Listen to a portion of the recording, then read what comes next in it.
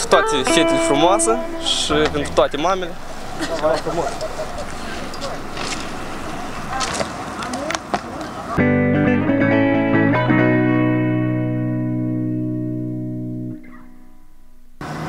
Ce crezi despre sărbătoarea asta? Sărbători pentru femei, fete, doamne, mame, bunici. What do you think about the holiday of 8 March? 8 March. What's that one? You don't know about this holiday? Is that the Women's Day? Yes. Okay, that's all I know is it's Women's Day. That's all. You do not celebrate that holiday? We do not back in Canada, no. What do you think about our tradition to celebrate it? Well, you have the best ladies in the whole world living here, so you should celebrate it, I would say. You think it's a good holiday, right? Definitely, without a question. Ce părere aveți despre această sărbătoare? O sărbătoare frumoasă pentru toate femeile și pentru toate mamele și toate bunicile care se stărui pentru noi și face și la nevoie, adică se implică. O sărbătoare foarte frumoasă.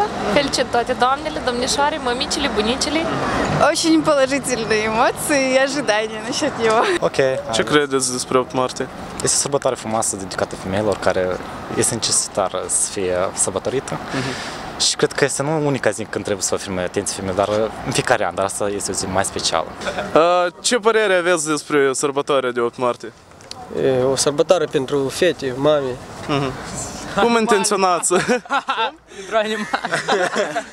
Cum intenționați să felicitați femeile în această zi? Dragoste, cadouri. Dragoste, cadouri. O noapte perfectă. Vrem să aflăm ce atitudine aveți față de 8 martie. 8 martie e pentru doamnișoare, pentru copiii mici. Sărbătoarea comuniștilor. Comuniștilor? Da, de ce? La Luxemburg, da, sărbătoarea comuniștilor. Nicio treabă cu sărbătoarea asta comunistă, da. Dumneavoastră nu urmați cumva să felicitați femeile de această zi? Tradițional, da. Asta e urma comunismului, o urma comuniștilor. Despre 8 martie. Ce părere aveți despre sărbătoare? Tare bucurie am. 8 martie, cât tot anul, toată viața noastră întâlnim 8 martie. Și mai vreți? Cum doriți să fiți felicitate de 8 martie? De copii, de nepoți. Dar cum? Normal. Cu felicitări sau cu cadouri? Și cu cadouri. Și 2 garoafe. Este sărbătoarea femeii, doamnelor, domnițelor, a mamei, a bunicii. Este o sărbătoare internațională, cred eu. E o sărbătoare frumoasă, care trebuie apreciată frumos. Ce crezi despre sărbătoarea de 8 martie? Cred că e o sărbătoare frumoasă, ocazionată mamelor, ființelor cele mai scumpe de pe lume. Da. Cei care le-au născut și cei care le iubesc mereu. Despre 8 martie, ce părere aveți? Băi, dar numai să nu ne arătați la televiziune. Nu, la televiziune nu. Asta e ghine. Despre 8 martie? Da, despre 8 martie, care e părerea? Nu, anume...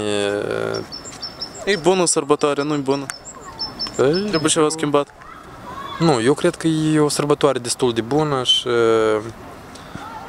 merită sărbătorită. Merită sărbătorită pentru că la noi așa e cultura, nu știu cum să spun, numai de ziua asta să mai aduce aminte de femei, de genul feminin, de fete, de...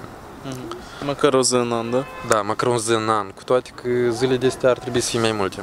Ce părere ai despre 8 martie, despre sărbătoare? 8 martie este sărbătoarea în care noi trebuie să присвятим femeie mai mult decât în zilele obișnuite. Что вы думаете насчет этого праздника? Я думаю, что это хороший праздник, что это повод всем людям, во-первых, не ссориться, а помириться, а во-вторых, каждому делать свое дело как надо и заботиться о своих ближних и о своей родине, о стране, где ты живешь. Dumneavoastră, poate? Da, cum? Am sразу chiar. Da? Da, cum? Ce credeți despre 8 martie? Nu mai cred, dar nici dați în pași, вообще. Felicitați pe cineva de 8 martie? Și ne felicit eu, nimeni nu trebuie să știe. E despre 8 martie și credeți despre 8 martie? E bună sărbătoare, ori nu? E bună? Da, nu vreți să luați la alți persoane. Nu, noi vrem de la dumneavoastră. De ce nu ne la dumneavoastră? Că mi s-a părut că aveți ce spune. Ce părere aveți? E bună sărbătoarea, nu e bună? E bună. Trebuie de schimbat ceva între însă? Nu. E bună așa cum este, da? Вообще. Nu, și cu tine, nu? Dacă ai fi fată, și eu ai așteptat de 8 martie. Da, oi, blea, o mașină. Atenție, flori. O mașină, dar cum? De așa cu spoiler și mare. Nici și vrei, nu vreau. Bate la buzunar sărbătoarea asta, ori nu? La bărbați. E ca personal, te bate la buzunar 8 martie. Pe mine? Da. Nici ca cum. Nu te cheltui, da? Dar feliciți pe cineva. Da, cum? Și fără bani, da? Da, cum? Cum vreau așa feliciți cu bani și fără. Și-s довольны. Конечно. Am înțeles, mulțumesc mult. Hai, давай. Давай. Ce părere aveți despre 8 martie? Te ce crezi despre 8 martie? Să facem un buchet de flori, un mărțișor, un inel. Este o sărbătoare frumoasă, care ar trebui să arătăm mai multă afecțiune și mai mult respect față de Doamne. Ați schimbat ceva în tradițiile acestei sărbători? Trendul de a dărui cadouri costisitoare. Am înțeles. Nu sunteți de acord cu ideea asta? Cu cadourile costisitoare, nu. Despre sărbătoarea de 8 martie, ce părere aveți? Nu, ce părere putem să avem? Конечно, bucurie că e sărbătoarea 8 martie, să felicităm femeile cu 8 martie, da. Sărbătoarea. Vă deranjează ceva în această sărbătoare? Vă deranjează ceva în această sărbătoare? Dar cum să... Ce aveți să vedere deranjează? Dacă vă deranjează faptul că e costisitoare un pic? Nu, nabarot, eu dacă știu că sărbătoarea asta e pentru femei, îmi place. E că parcă vreți să ne dați un interviu, așa? Noi? Da, văd eu despre 8 martie și credeți. Și credem, nu credem nici.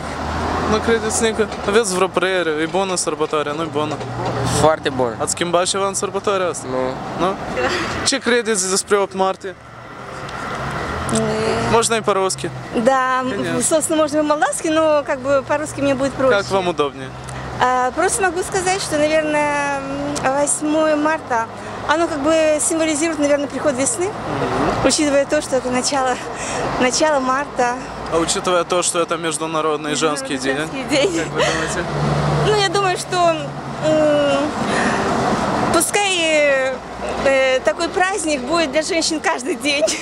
Пускай мужчины, ну, собственно, мы, наверное, вместе должны стараться делать какие-то маленькие праздники. Но учитывая то, что это, конечно, internaționальный, международный праздник. 8 martie, День девушек, cum spune. Ziua femeii este o zi foarte frumoasă, dă Doamne să fie soare. Ați schimbat ceva în sărbătoarea asta? Da. Ce ați schimbat? Să fie și ziua bărbaților. În aceeași zi? Da. Ziua oamenilor să primești? Da, da. Și toți oamenii să dea cadouri unul altul. Da? Ce părere aveți despre sărbătoarea de 8 martie? Da și părere.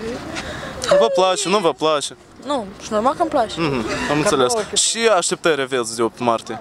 De la băieți, de la bărbați? Flori, cadouri. Nu vă limitați la pur și simplu felicitări? Dar și cadouri?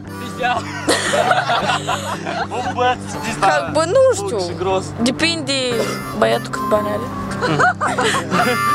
Cum credeți, afectează sărbătoarea asta bugetul bărbaților? Și normal. Cât de tare? Cât de tare? Blin, dacă pațanul iubești, подруга poți să cumpere de cu ea.